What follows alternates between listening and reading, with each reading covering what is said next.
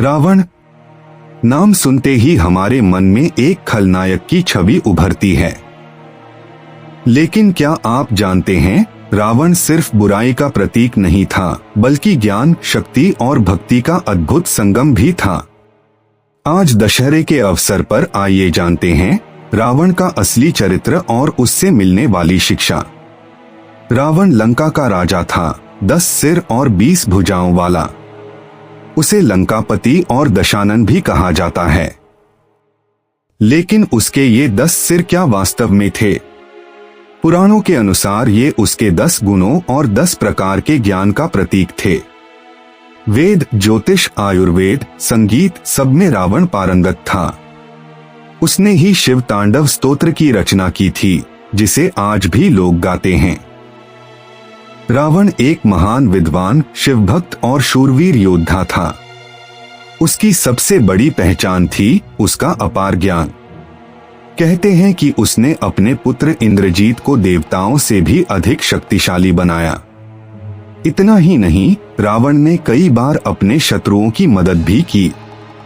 रामायण में वर्णन है कि जब लक्ष्मण मेघनाद के नागपाश में बंध गए तो रावण ने ही इंद्रजीत को आदेश दिया कि लक्ष्मण की जान बचाई जाए, क्योंकि वह धर्म के विपरीत कार्य था।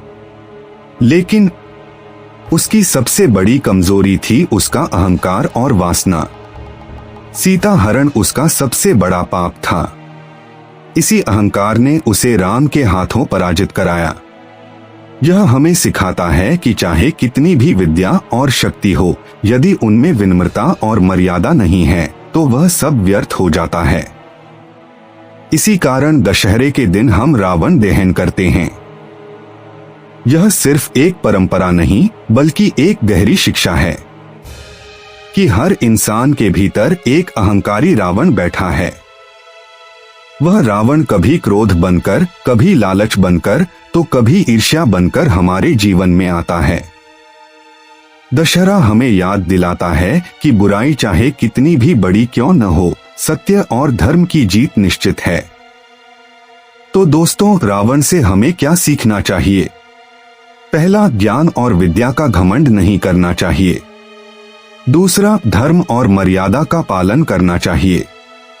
और तीसरा, बुराई कितनी भी शक्तिशाली क्यों न हो, अंततः अच्छाई ही जीतती है।